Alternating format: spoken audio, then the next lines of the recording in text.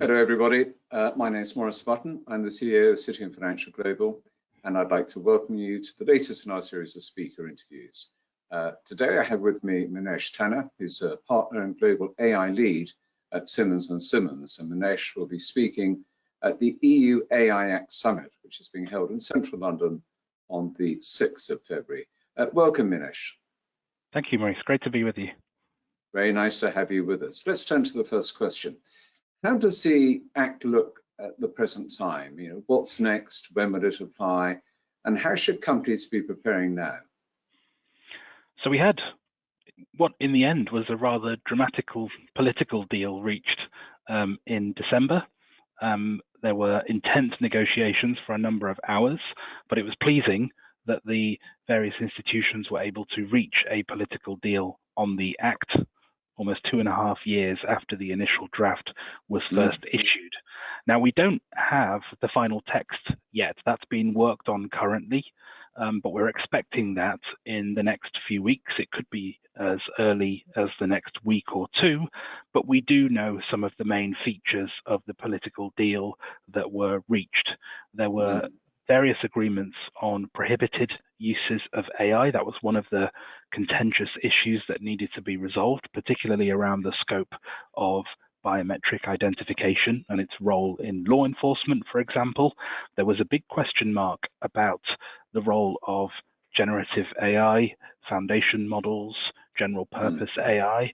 A resolution was also reached on that. You may remember that before those fraught negotiations, there was indication from France, Germany, and Italy to resist, to encourage not including provisions on generative AI and foundation models, but an agreement on that was reached, and various other provisions reached agreement. So we'll see what the final text will look like in the next few weeks. It won't look altogether different from the final version released from the European Parliament in terms of its broad structure, but there will obviously be differences in terms of some of the points that were agreed.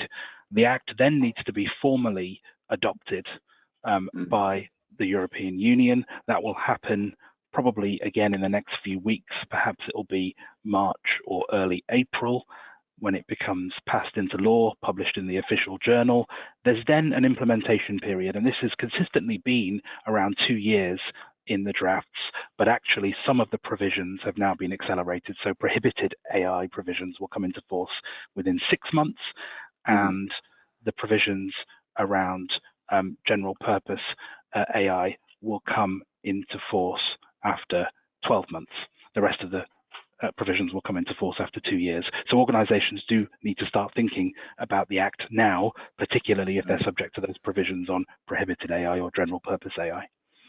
Yeah, so it's coming along the track fairly quickly now, isn't it, after quite a long gestation period? How does the Act treat foundation models, general purpose AI and generative AI? Yes, so as I said, this is obviously an interesting area, particularly in terms of how society is viewing AI at the moment. Generative AI is still very much the hype at the moment, although that potentially will die down over 2024, but still a dominant and powerful form of AI technology. Now, interestingly, in the initial Commission draft back in April 2021, that didn't even refer to any of these concepts. They've slowly been introduced through first the Council draft in December 2021, and then the Parliament draft in June 2023. We have reached a landing on that now. We know that the central concept will effectively be general purpose AI, or GPI as it's come to be known. There are 2 categories. The first is general GPI systems, and then particularly risky ones, which are going to be called GPI with systemic risk. And there's going to be a presumption that where you have an AI system, a general purpose AI system with 10 to the power 25 flops, there's going to be a presumption that it has systemic risk, and the obligations for providers of those systems are potentially quite onerous. But there is now this core concept of GPI under the AI Act, which, again, we'll wait to see the final text for the scope of that, but it will probably include foundation models, generative AI within that concept. As I say, the devil will be in the detail, but that's where we've landed on the Act. Okay. And how will the EU AI Act interplay with GDPR and other EU digital regulation?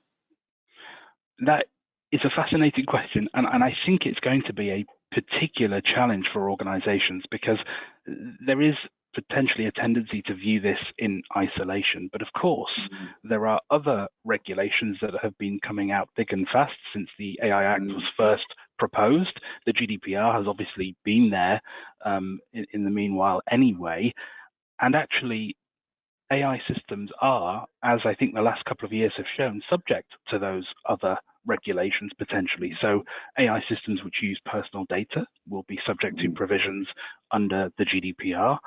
There's also a potential for the Digital Services Act and the Digital Markets Act to apply to AI systems, as well as a whole raft of other EU digital regulation, cybersecurity regulation, e-privacy regulation. So one has to really consider this in the round.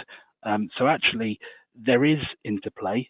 It's going to be challenging to ensure compliance with all of these regulations in the round. But of course, one must consider the EU AI Act as a separate instrument and ensure compliance with it as a standalone instrument as well.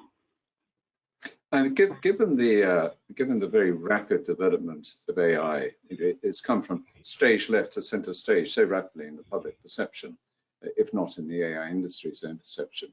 Do you think we have sufficient skills, and both in the UK and more generally and across Europe? And what do you think can be done to address the skills gap that does exist?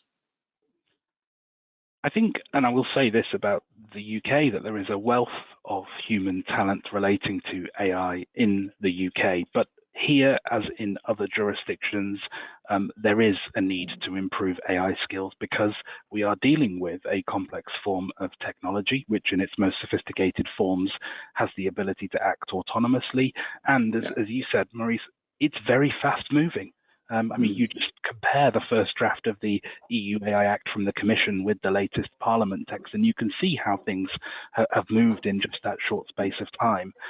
So there definitely does need to be a need for improving skills, whether that comes through regulation or perhaps softer instruments, I think remains to be seen. What's interesting about the EU AI Act is it actually does lay down an obligation relating to AI literacy.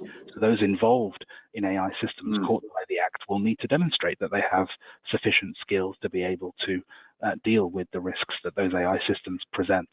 So I think more needs to be done. I think the question, and it's obviously a difficult question, is how you go about that. But I think certainly the UK could take a leading role in that sphere. Very good. Well, that's absolutely fascinating. I could spend a lot more time talking about this with you, Minesh. It's such a rapidly developing and very important area in terms of the changes AI may bring. Some good and some perhaps more to be considered carefully. So if our viewers would like to hear more about these and related issues, please do attend the EU AI Act Summit, which is being held in London on the 6th of February. More details on the City and Financial website. And Minesh, thank you so much for sparing the time today to share those thoughts with us. Thank you.